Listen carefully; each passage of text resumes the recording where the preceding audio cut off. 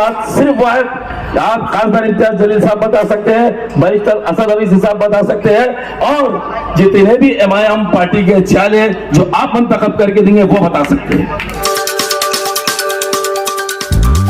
जनाब सैयद आरिफ हुसैनी साहब को इस शेर से दावत देता हूं कि आजादी का जब भी कभी उन्वान लिखो, आजादी का जब भी कभी उन्वान लिखो, गांधी नेहरू को तुम खूब महान लिखो, लेकिन लिखनी है सच्ची तारीख अगर एक नंबर पर टीपू सुल्तान लिखो, एक नंबर पर टीपू सुल्तान लिखो।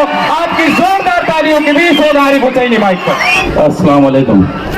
जब तक किसी मुखलिस को क़यादत न मिलेगी, खोई हुई मंजिल किसी सूरत न मिलेगी। मैदान में निकलोगे तो पहचानेगी ये दुनिया, बुज़दिल जो बनोगे तो हुकूमत नहीं मिलेगी।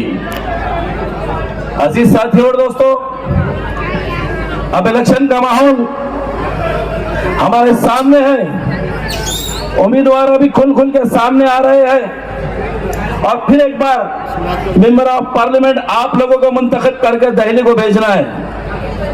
आपने 5 साल का वक्फा, 5 साल की क़यादत खासदार इम्तियाज जलील साहब के मजबूत हाथों में सौंपी थी।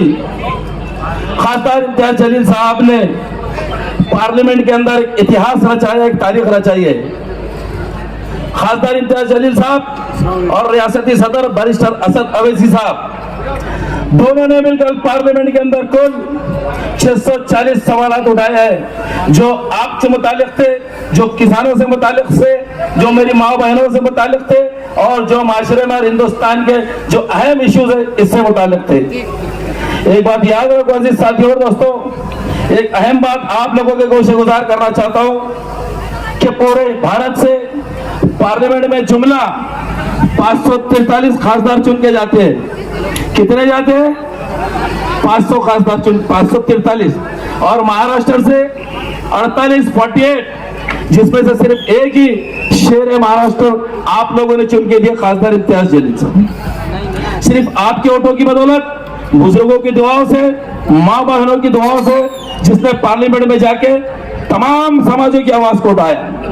अजीज साथियों और दोस्तों, जो अहम बात मैं आपको बताना जा रहा हूं कि 1952 में जब पार्लियामेंट का पहला इलेक्शन हुआ, पहले इलेक्शन से लेकर 2019 के इलेक्शन तक, जब संविधान के निर्माता मामारे आइन डॉक्टर बाबा साहब अम्बेडकर ने जब संविधान लिखा, तो संविधान के अंदर सबसे अहम बात यह थी कि रिजर्वेशन के तहत एससी और एसटी समाज, दलित समाज, एसटी समाज के जुमला 131 खासदार चुन के जाते हैं। कितने चुन के जाते हैं? 131।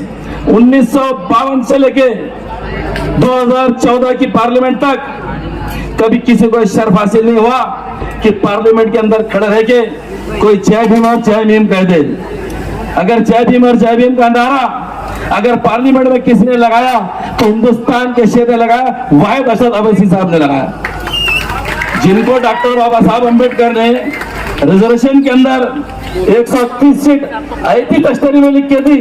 कभी उनसे भी सवाल करो कि क्या आप जय भीम बोलने से इतना घबराते हो, इतना घबराते हो? किस बात का खौफ है, किस बात का डर है और किस बात का भ्रम है? इन सारी चीजों को तोड़ना पड़ेगा। सारे समाजों और सारे जमातों को मिलकर ही भारत भारत बना है, ये मुल्क मुल्क बना है। ये मुल्क किसी के बाप की जागीर नहीं है। अगर कोई ये कहता है दिल्ली के लाल किले से कि मुल्क उसके बाप की जागीर है, तो दुनिया का सबसे बड़ा झूठ वो कहता है। जितना मुल्क तेरे बाप का है उतना मुल्क मेरे बाप का है। ये बात बताना अगर कोई बताएगा सड़क पर और पार्लियामेंट में, तो ये बात सिर्फ वाहिद आप खासदार इम्तियाज जलील साहब बता सकते हैं, बैरिस्टर असद अवीसी साहब बता सकते हैं, और जितने भी एमआईएम पार्टी के चाले जो आप मुंतखब करके देंगे वो बता सकते हैं। अजीज साथियों और दोस्तों, उसके बाद आपने वो मंजर भी पार्लियामेंट में देखा होगा। मेरे कायदे मोहतरम ने बड़े खुले लफ्जों में कहा था कि मैं आजाद हिंदुस्तान का सबसे बड़ा लीडर, मैं गांधी को नहीं मानता, मैं नेहरू को नहीं मानता। अगर मैं आजाद हिंदुस्तान का सबसे बड़ा लीडर किसी को मानता हूँ तो डॉक्टर बाबा साहब अम्बेडकर को मानता हूँ। ये बात अगर किसी ने कही तो मेरे कायद असद अवैसी साहब ने की। कौन आया, कौन आया, कौन आया, कौन आया,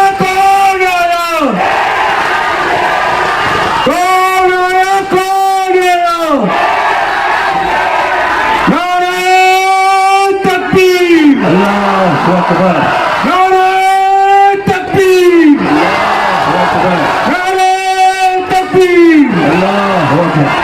तो अजीज साथियों, अभी जो नारा यहाँ पर दिया गया है, नारा तकबीर अल्लाह अकबर, याद रखो पार्लियामेंट के अंदर अगर इस नारे को किसी ने बोला है, इस नारे की शगाफ नारा किसी ने लगाया, तो वो मेरे कायद असद अवैसी साहब ने लगाया। कई मुसलमान चुन के आए, लेकिन खौफ में रहते थे, खौफ में। कौन आए? हमारे कायद मोहतरम जोरदार तालियों से बिहार में मुसलमान का सम्मान करें। आज जनाब